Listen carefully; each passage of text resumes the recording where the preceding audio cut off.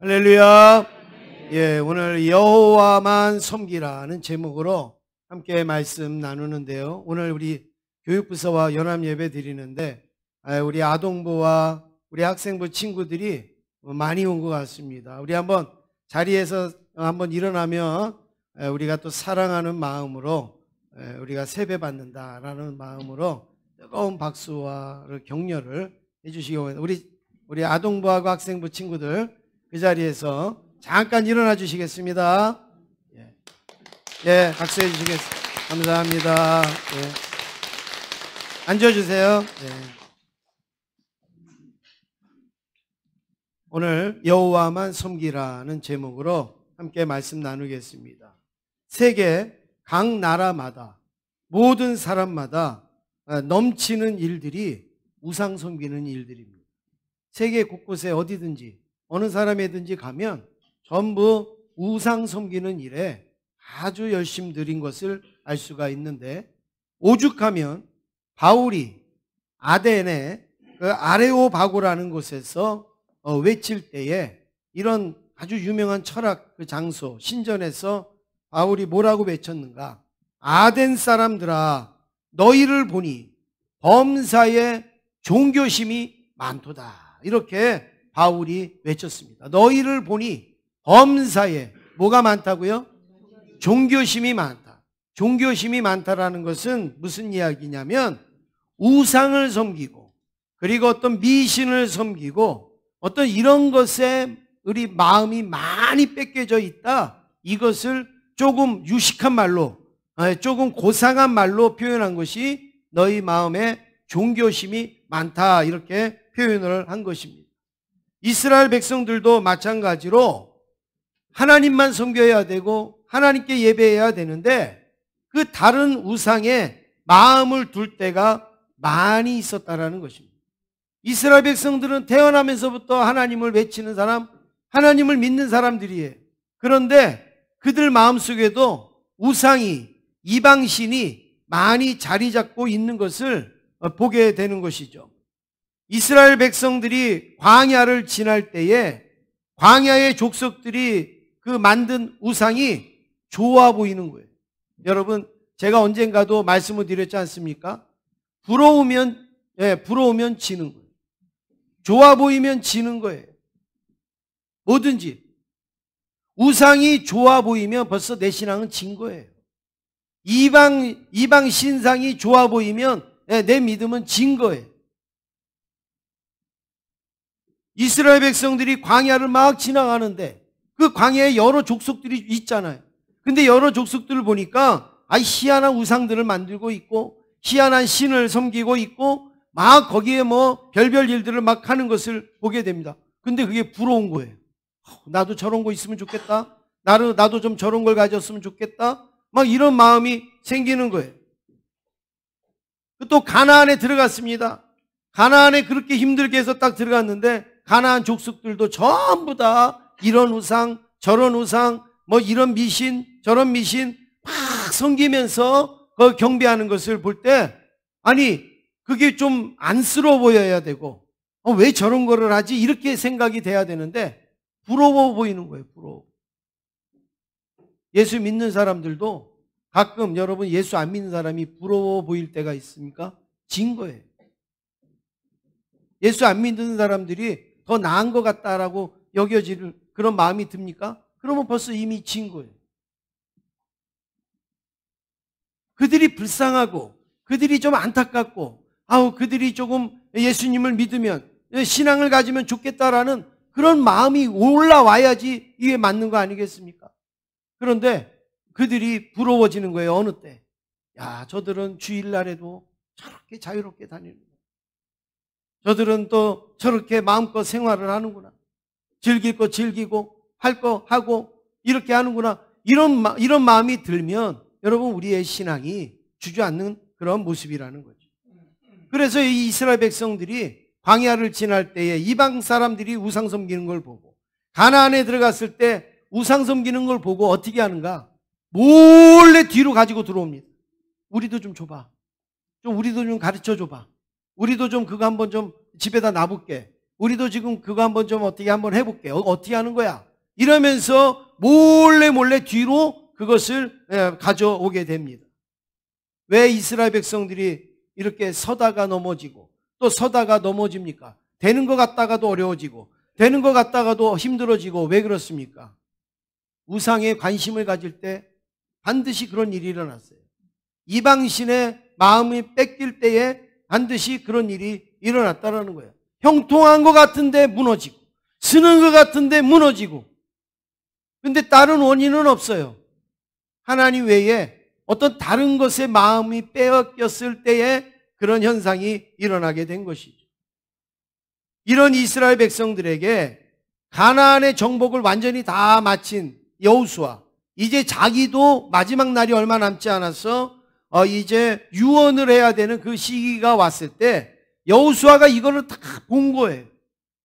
야, 어떻게 너희들은 서다가 넘어지고 되다가 말고 왜 그러는가?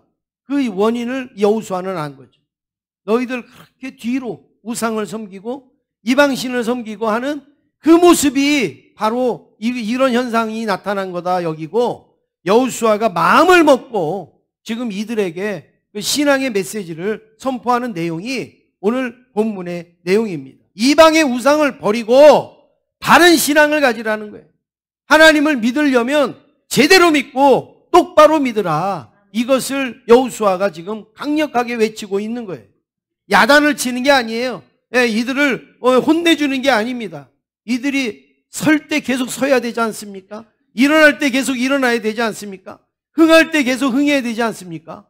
그런데 서다가 넘어지고 일어나다가 넘어지고 흥하다가 무너지고, 그 이유가 뭐냐? 우상을 섬기는, 이방신을 섬기고 마음이 이방에 빼앗겨져 있기 때문에 이런 일이 일어난다. 이걸 여호수아가 평생을 이스라엘 민족을 이끌면서 깨달은 거예요.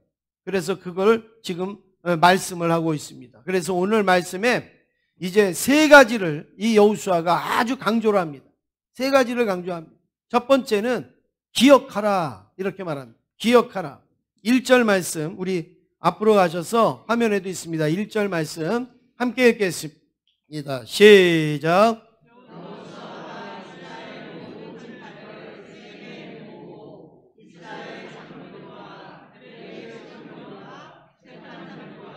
관리들을 부르매 그들이 하나님 앞에 나와 선지라.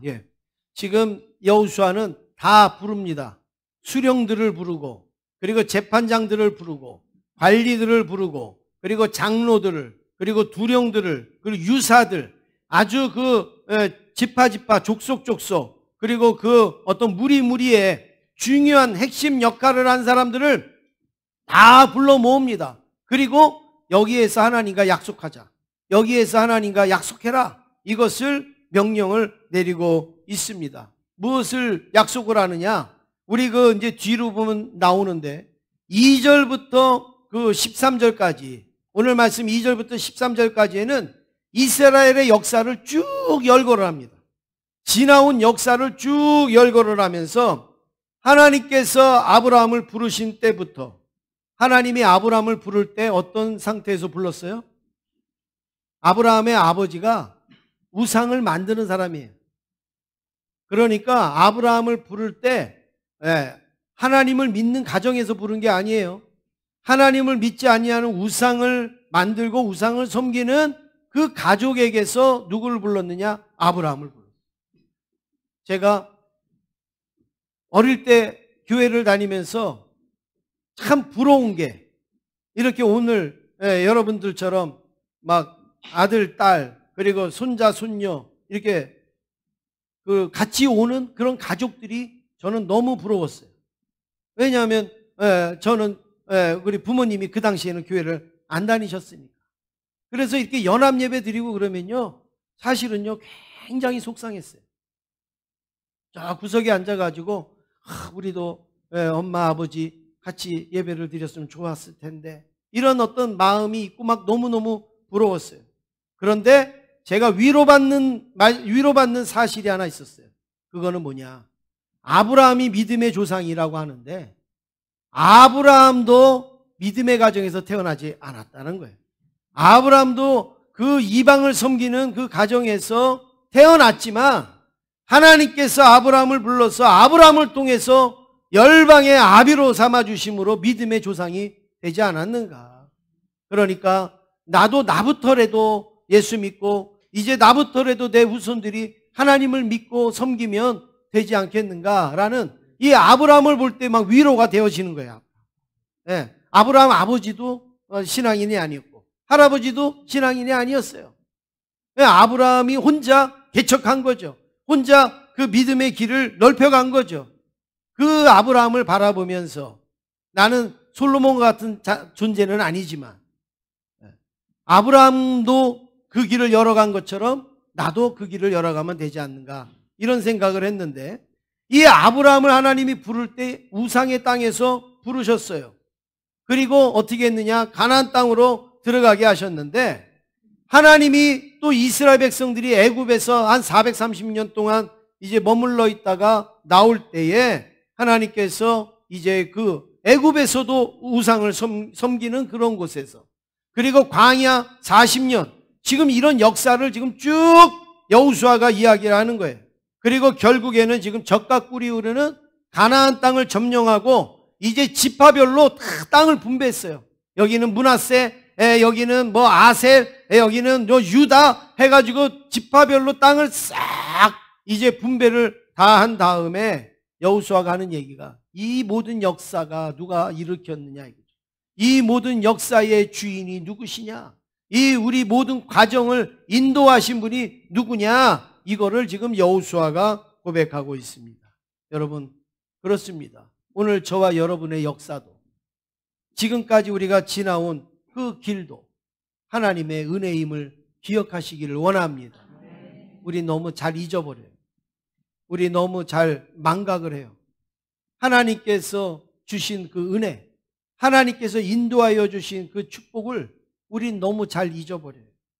내가 고생하고 내가 아팠고 내가 힘들었던 것은 우리는 기억을 잘 하는데 하나님이 주신 은혜는 그냥 하나님의 은혜입니다라고 고백했다가 조금만 지나가면 싹 잊어버려요. 여러분 그 손소독제가 싹 날아가는 것처럼 하나님의 그 은혜가 우리 기억 속에서 싹 증발하는 것 같아요. 그런데 여호수아는 지금 이스라엘 백성들에게 이걸 강조하고 있습니다. 하나님의 은혜였음을 기억해라. 하나님의 역사였음을 기억해라. 그럼에도 불구하고 이스라엘 백성들은 그때그때마다 우상을 섬겼습니다. 시간만 나면 우상 섬기는 일에 열심이었습니다. 하나님께서 기뻐하시지 않는 일만 골라서 했던 것이죠. 그래서 여호수아는 안타까운 마음으로 이스라엘 백성들에게 하나님의 은혜를 꼭 기억해. 하나님의 은혜를 꼭 기억해. 지나온 은혜를 기억하지 못하니까 아무 능력도 없고 아무런 힘도 없는 우상에 마음을 빼앗기는 거예요. 우리의 마음에 우상이 자리 잡지 못하도록 하나님의 은혜가 우리 심령 속에 가득 채워져 있기를 원합니다. 우리가 하나님의 은혜를 기억하면요, 우상이 우리 마음속에 자리 잡을 일이 없어요. 그런데 여러분, 우리가 이 우상이라는 것이 지금 이렇게 말씀을 들을 때 아마 조금 생각을 조금 많이 못 하시는 분들은 나는 불상을 섬기거나 나는 무슨 어떤 미신적인 구슬하거나 나는 이런 거 없었는데, 여러분 이렇게 생각할 건데, 우상이라는 개념이 지금 그것만이 우상이 아니라는 것은 우리는 성경을 통해서 잘 알고 있지 않습니까?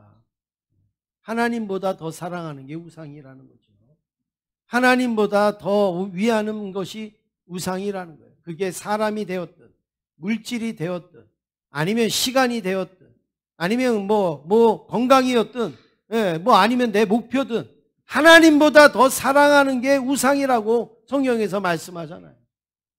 거기에 우리의 마음이 빼앗긴 것을 지금 이야기를 하고 있는 겁니다. 그래서 사도 바울은 늘 고백하기를 뭐라고 고백합니까? 나의 나 된 것은 다 하나님의 은혜로다. 할렐루야. 여러분, 바울은 은혜로 가득 채워져 있으니까 다른 우상이 자리 잡을 틈이 없는 거예요. 예. 다른 것으로 갖춰질 이유가 없는 거예요. 나의 나된 것은 다 하나님의 은혜로다.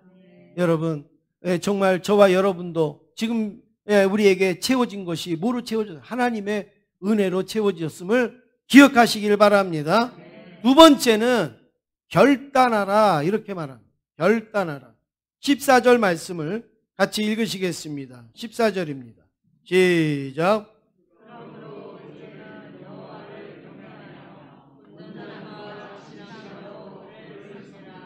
너희의 조상들이 강 저쪽과 애굽에서 섬기던 신들을 치워버리고 여호와만 섬기라. 예. 지금 여기 앞절 14절 앞에 보면 이렇게 말합니다. 그러므로 이제는 이랬어요. 그러므로 이제는이라는 이 단어에 아주 깊은 의미가 담겨져 있습니다. 지금 역사를 쭉 이야기했잖아요. 여호수아가 지금 그 아브라함이 부름받을 때 이스라엘 백성들이 애굽에서 종살이 할 때에, 그리고 40년 광야 생활을 할 때에, 그리고 가나안에 들어가서 땅을 분배하고 이런 역사를 쭉 말했잖아요. 이게 하나님의 은혜임을 뭐하라고 그랬어요? 기억하라고 그랬잖아요. 그러면서 여기 14절에 그러므로 이제는 이랬습니다. 이 의미는 하나님의 은혜로 가나안까지 정복한 이스라엘 백성들이지만, 지금 하나님의 은혜로 여기까지 왔지만 실상은 너희들의 상황은 하나님을 온전히 경외하지 못하고 진실함으로 섬기지 못한다. 이것을 지금 언급하고 있는 거예요, 여호수아. 그러므로 이제는 이거 뭐냐?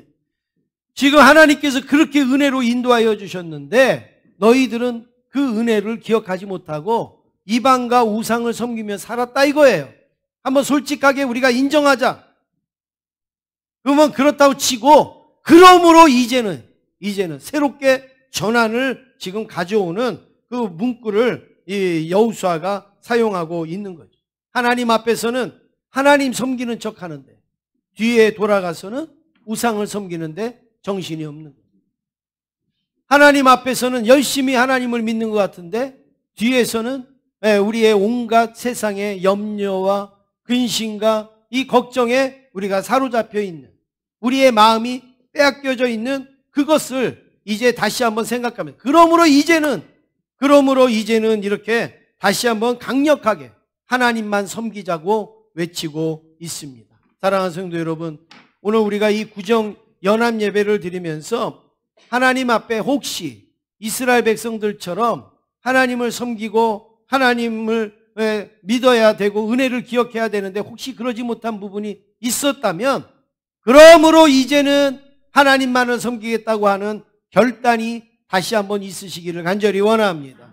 오늘 이 시간에 한번 여러분 결단하시기 바랍니다. 그러므로 이제는 나는 이제 다시 내 마음을 빼앗기지 않겠다, 이런 결단이 오늘 우리에게 있어야 되는 거죠. 성경에서나 여호수아가 말씀하는 우상은 좀 전에 말씀드린 것처럼 이방 신상만이 아닙니다. 하나님보다 더 마음을 두고 더 사랑하고 더 먼저 생각하면 그것이 다 우상이라는 것이죠.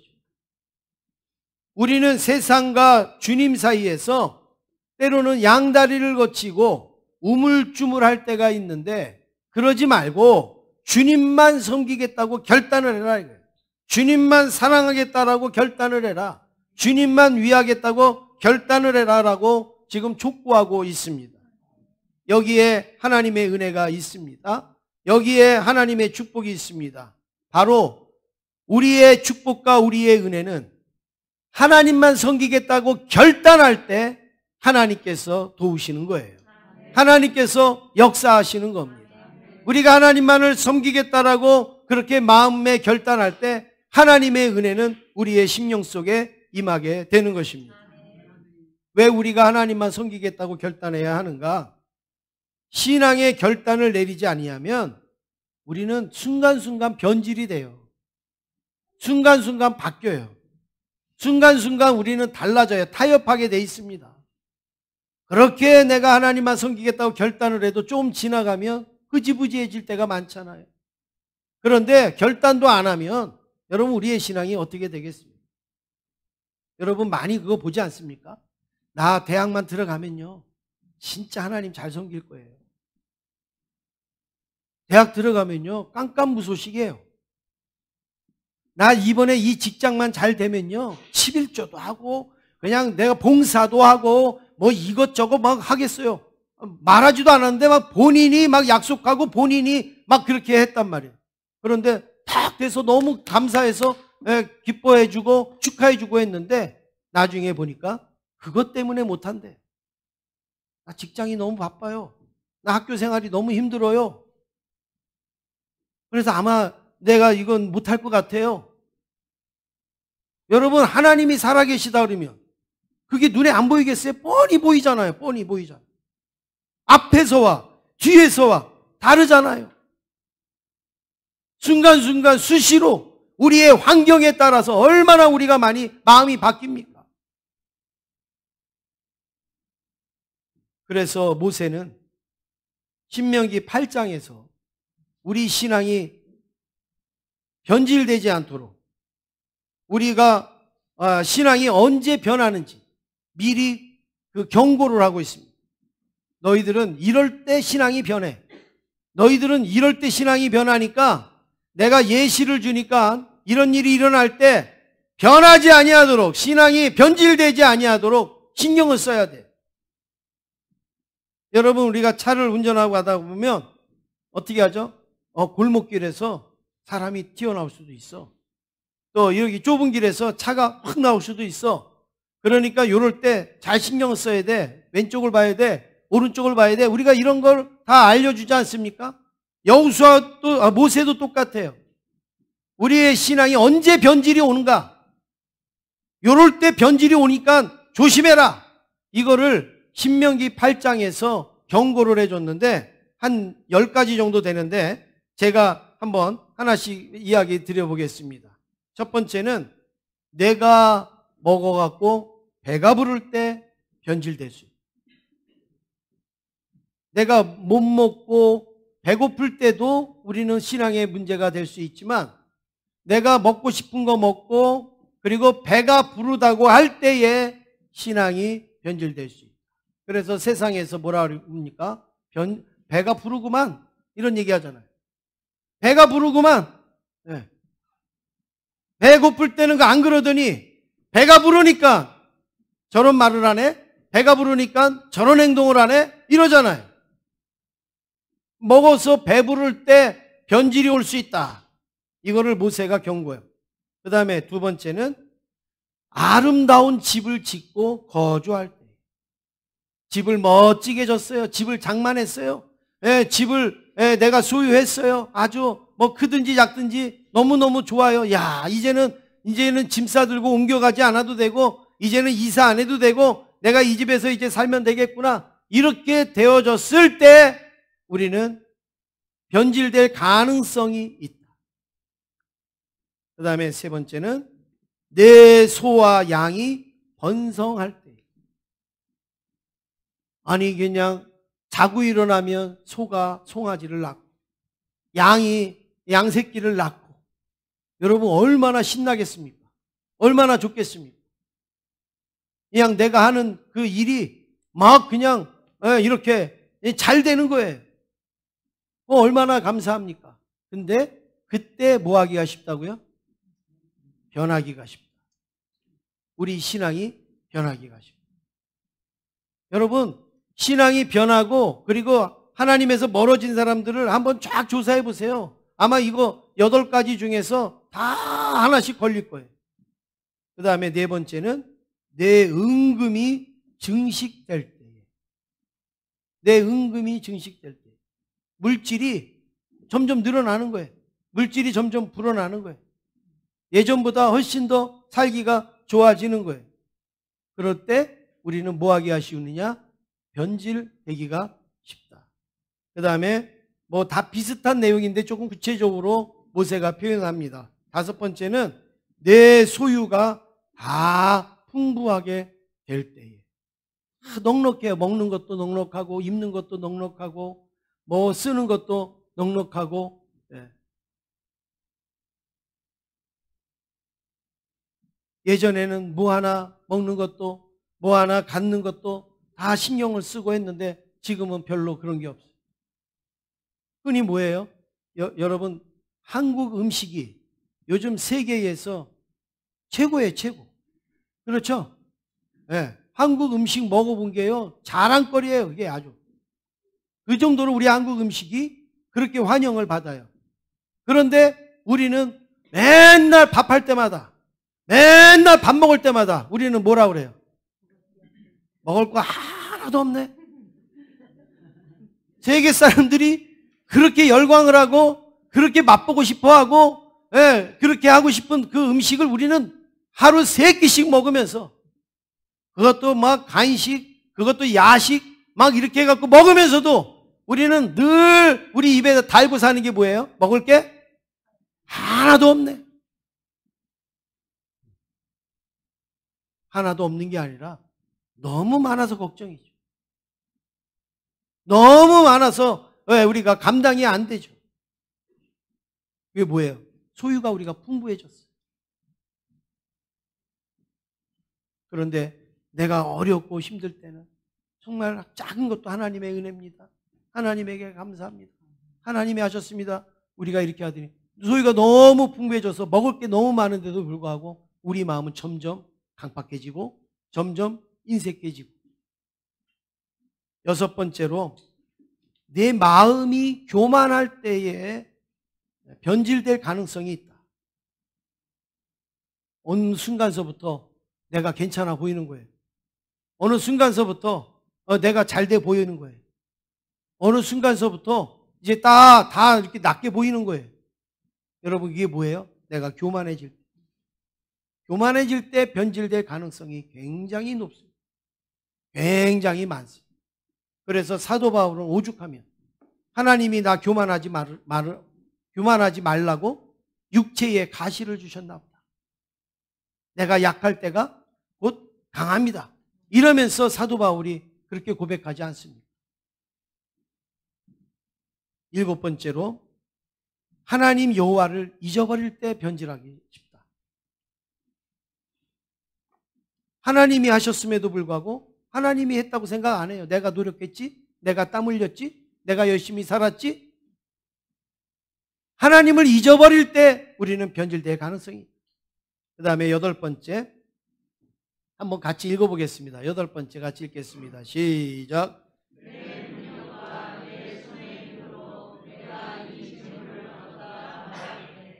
네, 내 능력과 내 손으로 또 내 힘으로 이 재물을 얻었다, 이 명예를 얻었다, 이 어떤 영광을 얻었다 라고 말할 때에 우리는 변질될 가능성이 많다. 변질될 가능성이 많다. 여호수아가 백성들로 하여금 하나님만 섬기도록 막 다지는데 백성들이 결단합니다. 그렇습니다. 우리는 하나님만 섬기겠습니다. 모든 이방신 버리겠습니다. 이제 교만한 거 버리겠습니다. 이제 하나님만 섬기겠습니다. 그랬더니 여호수아가 뭐라 하는지 알아요? 야, 우스운 소리 하지 마. 난 니네들 말 못 믿어. 니네들 말 나는 안 믿어. 또 결단하고 또 뒤로 가갖고 또 이방신 섬길 거지. 그럴 때 이 백성들이 또 약속을 하면 아니에요. 진짜 여호와만 섬기겠습니다. 진짜 하나님만 섬기겠습니다. 그랬더니 여호수아가 어떻게 합니까? 그러면 이 큰 상수리 나무 아래 여기 큰 돌을 세우고 여기서 약속하자. 큰 상수리 나무 있잖아요. 마을에 보면 그 큰 상수리 나무, 그 앞에다가 큰 돌을 세우는, 이게 증거의 돌이다. 이게 증거의 돌. 저 장면 여러분 조금 이제 이해가 되시죠? 큰 상수리 나무 앞에 큰 돌을 갖다 세워놔요. 이게 증거의 돌이다. 무슨 증거의 돌이에요? 무슨 증거의 돌이에요? 여호와만 섬기겠노라. 여호와만 섬기겠다라고 약속하는 이게 증거의 돌이다. 이 돌이 여기 이것을 항상 보면서 그래, 내가 여호와만 섬기겠다고 약속했어. 여호와만 섬기겠다고 내가 결단을 했어. 그러니까 내가 그렇게 할 거야. 결심하고 또 결심하고 또 결심을 해라. 이것을 여호수아가 지금 이야기하고 있습니다. 혹시 상황과 환경에 따라 신앙이 확 여러분 바뀝니까? 아니면 여러분 기분에 따라서 막 감정이 막 변합니까? 그리고 막 어떨 때는 막 천국 간 것 같고 어떨 때는 막 지옥에 들어간 것 같이 그렇게 여러분 막 오고 가십니까? 어떨 때는 하나님의 은혜를 혼자 다 받는 것 같은데 어떨 때는 또 하나님의 또 징계를 혼자 다 받는 것처럼 그렇게 살아가실 때가 있습니까? 어떨 때는 하나님과 아무런 관계도 없는 사람처럼 살다가 어떤 때는 하나님과 굉장히 또 가까운 것처럼 그렇게 여러분 살기도 하십니까? 여호수아의 제안에 저와 여러분이 이제는 대답할 때가 되었습니다. 여호수아가 뭐라고 제안합니까? 여호와만 섬기라. 우리는 어떻게 대답을 합니까? 하나님, 그렇습니다. 내가 여호와만 섬기겠습니다. 하나님만 섬기겠습니다. 우리가 이 구정연합예배를 드리면서 혹시 우리에게 다른 것들이 많이 자리 잡고 있었고 다른 생각이나 다른 방법들이 많이 우리에게 있었다면 오늘 이 시간에 다시 한번 우리가 결단하는 시간을 갖기를 원합니다. 여호와만 섬기겠습니다. 내가 여호와만 따르겠습니다. 우리는 큰 돌이 없지만 상수리 나무 아래 없지만 우리 옆에 있는 분이 증거의 돌이다 생각하시고 우리 옆에 있는 분을 보시면서 여호와만 섬기겠습니다. 인사하시겠습니다. 예. 이렇게 옆에 이렇게 인사하는 게 여러분 이게 그냥 하는 것 같지만요. 이게 우리의 고백이고 예, 또 우리가 서로 다짐을 하는 거고 얼마나 좋은지 몰라요. 또 주무시는 분 깨우기도 하고 이게 아주 너무 좋은 거예요. 마지막으로 세 번째 택하라 이렇게 말합니다. 선택하라 하는데 예, 우리 15절 말씀을 한번 같이 읽으시겠습니다. 15절입니다. 시작.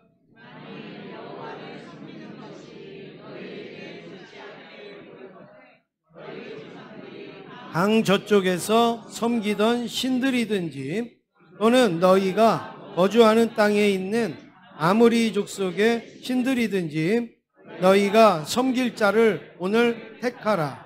오직 나와 내 집은 여호와를 섬기겠노라 하니. 예, 지금 이 여호수아는 이스라엘 백성들에게 너희가 택해라 이거예요. 하나님을 섬기든지 아니면 너희들이 오면서 몰래 섬겼던 그 우상을 섬기든지 너희들이 택해라. 그러면서 여호수아는 뭐라 그래요? 나와 내 집은 오직 여호와만 섬기겠노라. 이 말이 뭐예요? 선택하라는 내용이 아니에요. 내가 섬기고자 결단한 하나님을 너희들도 섬겨라. 내가 믿기로 선택한 그 하나님을 너희들도 선택을 해라. 어떻게 보면 더 강력한 메시지죠. 그런데 어쨌든 지금 이 선택하라 해라 그랬어요. 여러분, 선생님이 우리 아이들 야 우리 짜장면 내가 사줄게, 짜장면 먹으러 가자 그래가지고 짜장면 집에 갔어요. 아이들은 막 먹고 싶은 게 볶음밥도 있고 뭐 아니면 잡채밥도 있고 뭐 이런 게 있는데 선생님이 뭐라 그러냐, 야 너희들 먹고 싶은 거 다 시켜, 내가 사줄게. 난 짜장면 먹을 거야. 만약에 그러면 여러분 짜장면보다 더 비싼 거 시키기가 쉬워요, 어려워요? 어렵죠. 우리 그런 거 많잖아요. 아유, 뭐 먹고 싶은 거 다 시켜. 그리고 나는 제일 싼 거 딱 시키면서 나는 이거 먹을 거야. 이게 제일 맛있어 이 집에서. 이러면 뭐 그 다음에 뭐 시키기가 뭐 어렵잖아요. 지금 여호수아가 지금 그런 방법으로 이야기하는 거예요. 하나님을 섬기든 이방신을 섬기든 너희들 알아서 해, 마음대로 해. 오직 나와 내 집은 여호와만 섬길 거야. 하나님만 섬길 거야. 그거는 뭐냐면 택할 것도 없다는 거예요. 망설일 것도 없다는 거예요. 하나님 섬기는 게 최고고 하나님 섬기는 것이 가장 옳은 것이다. 이걸 여호수아가 지금 말씀하고 있는 겁니다. 그래서 우리가 무엇을 택하느냐에 따라 두 가지의 모습으로 나타나는 거예요. 우리가 어떤 걸 택하느냐에 따라서 두 가지의 현상이 일어나는 거예요. 첫 번째는 행복과 축복의 모습입니다. 신명기 28장 1절에 보시면 우리 행복과 축복의 길을 열어주셨어요. 한번 읽겠습니다. 시작. 내가 내 하나님 여호와의 말씀을 삼가 듣고 내가 오늘날 네게 명하는 그 모든 명령을 지켜 행하면 내 하나님 여호와께서 너를 세계 모든 민족 위에 뛰어나게 하실 것이라. 아멘. 할렐루야. 우리가 이 하나님의 명령을 지키고 하나님의 말씀을 듣기로 너희가 작정하고 선택하면 하나님은 너희의 자녀들이, 너희의 백성들이 세계 모든 민족 위에 어떻게 한다고요? 뛰어나게 하실 것이다. 오늘 이 자리에 나온 우리의 자녀들 바로 이 말씀이 그대로 응하여지기를 주님의 이름으로 축원합니다. 응하여질 줄로 믿습니다. 세계 모든 민족 위에 그 뛰어난 백성으로 하나님이 주신다는 거예요. 그러니까 택하라는 거예요. 그러니까. 그 다음에 두 번째, 어떤 모습이 있느냐? 진노와 재앙의 모습이 있습니다. 사사기 2장 15절에 이렇게 말씀합니다. 같이 한번 읽겠습니다. 시작. 그들이 어디로 가든지 여호와의 손이 그들에게 재앙을 내리시매 곧 여호와께서 그들에게 말씀하신 것과 같고 그들에게 맹세하신 것 같아서 그들의 괴로움이 심하였더라. 예, 여러분 여기 말씀해 보세요. 또 때로는 하나님만 섬기겠다라고 하지 아니하는 그 심령들에게 여호와의 손이 그들에게 재앙을 내리신다라고 말씀을 하고 있습니다. 그렇습니다. 행복과 축복도 하나님이 주시는 거고 진노와 재앙도 하나님이 주시는 거예요. 그러므로 우리는 선택하는 것은 바로 우리가 선택을 하는 것인데 하나님을 온전히 섬기려고 노력하는 성도는 하나님이 책임져 주시는 거예요. 행복과 축복으로 책임을 져 주시는 겁니다. 때론 아픔과 고통도 있지만 결국에는 하나님께서 행복과 축복을 주시는 거죠. 여러분, 우리 성도들과 우리의 자녀들이 하나님이 책임져 주시는 백성 되기를 주님의 이름으로 축원합니다. 하나님께서 주장하시는 자녀들 되기를 간절히 원합니다. 다른 거 우리가 열심히 여러 가지 자녀들을 위해서 하는 것도 중요하지만요. 하나님이 책임지시면 그거보다 더 확실한 게 없는 거예요. 그거보다 더 현명한 게 없지 않겠습니까? 우리나라 기독교 초창기에 1890년대쯤에 평남에 농부의 집안에서, 그때는 거의 농부였죠. 농부의 집안에서 태어난 백사겸이라는 사람이 있었습니다. 이분은 어릴 때에 아주 불우했습니다. 생활 자체가 우리나라 시대가 어려웠으니까는 불우했지만 특히 그 가정사가 더 불우했는데 2살 때 아버지가 돌아가셨고 그리고 9살 때 어머니가 돌아가셨대요. 그것만 해도 조금 어릴 때 힘들게 자랐을 건데 그런데 열병이 나가지고 앓다가 두 눈을 실명을 합니다. 열병, 요즘 같으면은 그럴 일이 아니지만 예전에는 열병을 앓다가 두 눈을 실명을 합니다.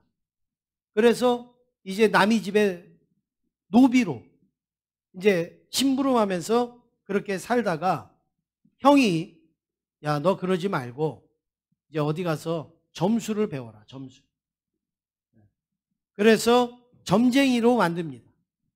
그래서 이 백사겸은 이제 어디 가서 이제 이렇게 그 점쟁이로 사는데 점쟁이가 너무 잘 된 거예요. 그러니까 막 돈을 긁어 모으는 거예요. 긁어 모으는 거.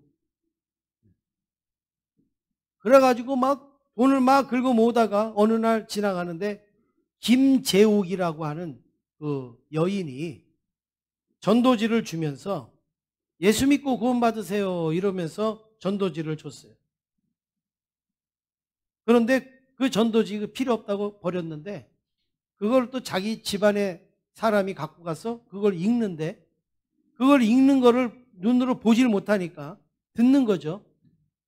듣다가 예수를 믿게 된 거예요. 자기가 버린 전도지를 집안의 사람이 가서 읽는데 그 읽는 걸 듣다가 예수를 믿게 돼서 1897년 5월 2일 날 고향, 서울에 가면 고향 있죠. 고향 읍교회에서 가족들과 함께 다 세례를 받았다. 이렇게 말하고 있습니다. 그때부터 이 백사겸은 결단을 합니다. 무슨 결단합니까? 지금까지 섬겨오던 모든 미신, 점쟁이의 그 모든 것들을 다 버리고 오직 믿음으로 살기로 결심을 합니다. 그리고 눈이 안 보이니까 성경을 읽을 수가 없어요. 요즘은 점자 성경도 있고 오디오 성경도 있고 많이 있지만 그 당시에는 제대로 된 성경도 만나기가 힘든데 어떻게 이 성경을 읽겠습니까? 그러니까 이 백사겸이 자기 자녀들에게 돈을 주면서 너희들이 이 성경을 좀 읽어라. 그래갖고 자녀들은요 그 성경을 그 아버지 앞에서 읽은 거예요. 여러분 일석이조죠. 네. 자기가 성경도 듣고 자녀들이 또 성경을 읽기도 하고 하는 이 일들이 일어난 거예요.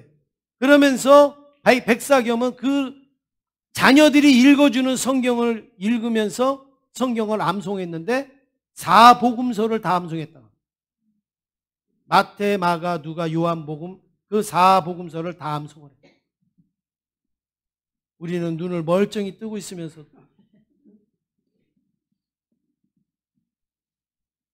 근데 이 백사겸은 그 복음을 다 암송을 했다.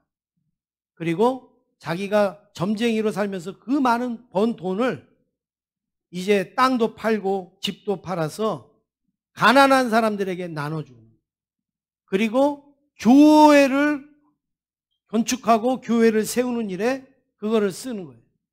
그리고 어떻게 했느냐? 자기 집에 있는 모든 가구, 막 비싼 거, 그리고 좋은 물건 이걸요 마당에다가 다 꺼집어내놓고 마을 사람들한테 알리는 거예요. 필요한 사람들 와서 가져가라.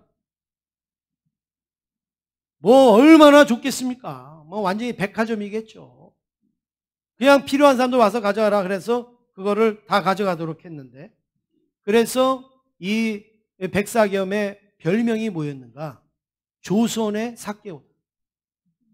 조선의 삭개오. 그리고 백사겸 자체도 이 누가복음에 나오는 삭개오를 굉장히 좋아했고 내가 이 삭개오와 같은 삶을 살아야 되겠다라는 생각을 했다는 거예요. 삭개오가 불의한 돈을 많이 걷어들였다가 예수님을 만나고서 내가 누구 거 도색한 거 있으면 4배나 갚겠습니다 이러면서 다 나눠주고 했잖아요. 백사겸이 그대로 똑같이 한 거예요. 똑같이. 점쟁이로 남 속여갖고 그냥 자기도 모르는 거 막 점쳐갖고 막 돈 긁어 모은 거 그거 땅 팔고 집 팔고 그리고 가구고 뭐고 다 내놔갖고 그리고 가난한 사람들 섬기게 한 거예요. 그래서 이제 이 백사겸을 조선의 삭개오라 이런 별명이 붙은 것이죠. 이 백사겸은 그걸로 그치지 아니하고 전국을 돌아다니면서 복음을 전했다고 합니다. 그래서 특별히 이 북한 이제 쪽에 계셨으니까 장단 그리고 파주 그리고 개성 그리고 평양 철원 김하 평강 서울 등지에서 전도를 했는데 이 백사겸의 전도로 개종한 사람들이 헤아릴 수 없을 정도로 많았다. 헤아릴 수 없을 정도로 많았다. 그리고 이 백사겸이 직접 자기 돈을 들여서 그 건축한 곳이 교회를 세운 곳이 많이 있는데 몇 개만 말씀드리면 개성 남부교회를 세웠고 그리고 장단읍 교회를 세웠고 그리고 감암리 교회를 세웠고 그리고 감바위라는 교회를 개척을 했다. 눈이 안 보이는데 그렇게 다니면서 필요한 곳에 교회를 세웠다고 말합니다. 그런데 이 백사겸 이제 나중에 전도사가 됐는데 전도사가 이 미신을 버리고 점쟁이 하는 것을 버리고 복음 전하기로 결단한 후에 하나님은 그들의 자녀들을 축복해 주셨다. 여러분, 점쟁이의 자녀가 잘 됐겠습니까? 점쟁이의 자녀가 잘 될 일이 있겠습니까? 그런데 나중에 하나님만 섬기기로 결단하고 이렇게 복음을 전하는 일을 했을 때 그 자녀들을 하나님이 축복을 해주셨고 은혜를 내려주셨는데, 그거 한 가지만 말씀을 드려주면, 그 자녀들이 어렸을 때 아버지한테 성경 읽어줬잖아요. 성경. 그래서 성경을 읽어줘갖고 그 자녀들이요 성경 번역가가 됐어요. 외국에서 들어온 그 성경을 뭐 데살로니가 뭐 이런 식으로 쪽복음을 번역하는 일을 했고, 그리고 그 아들 백남석은 한양서원을 거쳐서 미국의 유학을 마치고 우리나라의 연희 전문대학교 교수가 되었습니다. 그리고 독립운동가, 그리고 주일학교 운동에 아주 크게 기여한 사람이 이 백남석 교수. 근데 이 백남석 교수 이렇게 하면 잘 모르지만 여러분이 이 노래를 들으면 금방 알 수가 있죠. 가을이라 가을바람 솔솔 불어오니, 이 동요의 작사가가 백남석. 우리 한국의 교육에 아주 크게 지대한 사람이 이 백사겸의 아들 백남석.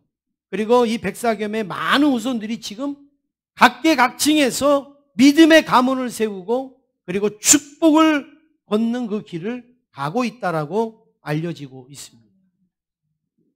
사랑하는 성도 여러분, 구정이라 온 가족들이 한자리에 모여서 축복되기를 다 원하시지 않겠습니까?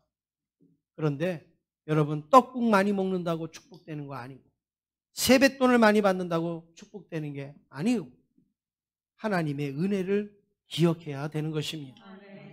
그리고 우상을 버리고 하나님만 섬기기로 결단을 해야 되는 겁니다. 그리고 우리가 축복의 길과 행복의 길을 우리가 선택할 수 있기를 원합니다. 그러면 하나님께서 저와 여러분의 가문을 책임져 주실 줄로 믿습니다. 우리가 하나님을 결단하고 우리가 하나님 섬기기로 작정하면 하나님은 우리를 책임져 주시는 거예요. 우리를 주장하여 주시는 겁니다. 우리 옆에 있는 분들하고 인사하시겠습니다. 새해 하나님 잘 믿으세요. 인사하시겠습니다.